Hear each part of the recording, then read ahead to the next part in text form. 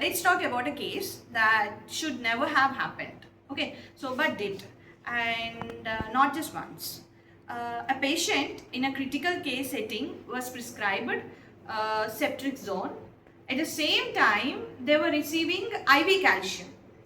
Okay, typically calcium gluconate or calcium containing fluids. On paper, this is normal, but the drugs are valid. Both are commonly used. No issue until someone stops thinking and starts assuming the mistake. Can you please elaborate this? Hello everyone, I am Janani. We are going to do case study about pharmaceutical incompatibility and I am going to give introduction about it. Start with the basic.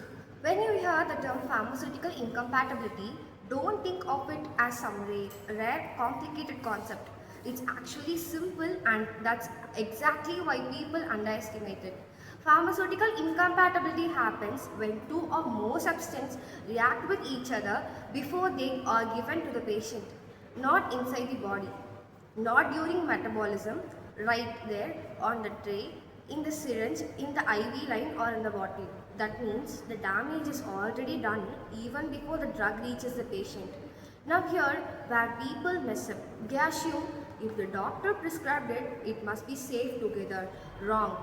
Doctors prescribe drugs based on a therapeutic need.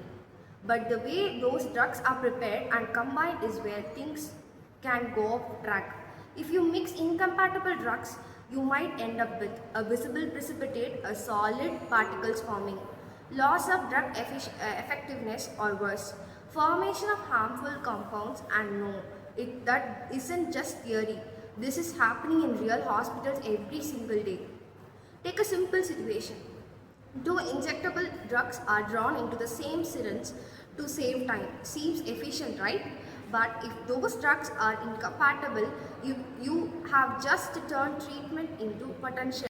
Talk about the case that should never have happened, but did, and not just once. A patient in a critical care setting was prescribed ceftriaxone. At the time, they were receiving IV calcium, typically calcium gluconate or calcium containing fluids. On paper, this is normal, but drugs are valid. Both are commonly used. No issue until someone stop thinking and stop assuming the mistake. Administration. Both were given through the same IV line, either at the same time or one right after the other, without flushing. Some decided it's probably fine. That probably is where the problem begins. Inside that IV line, this is not just mixing, it's a reaction.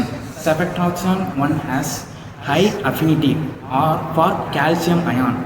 When they meet, they did not stay dissolved. They form an insoluble ceftriaxone 1 calcium salt.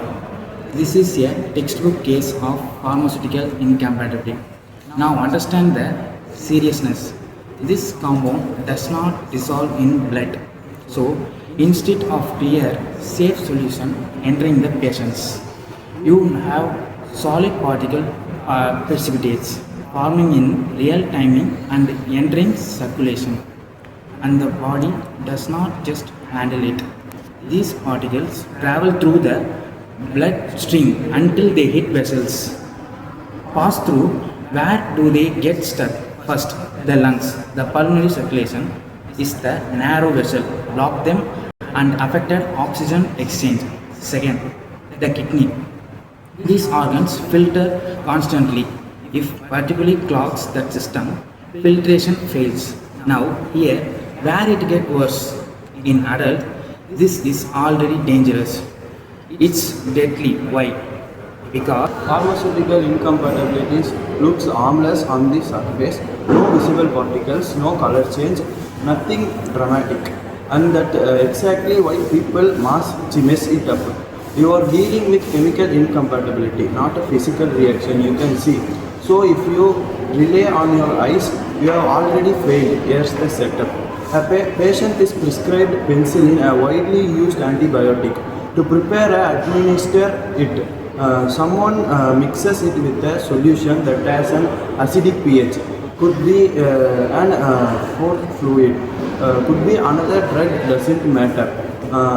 Everything looks normal, no cloudiness, no precipitate, no warning signs. So they go ahead and administer it. Now here's what actually happening at the molecular test. Penicillin contains a beta-lactam ring. This structure is essential for its antibacterial activity, but it also fragile. When exposed to acidic condition, it undergoes hydrolysis.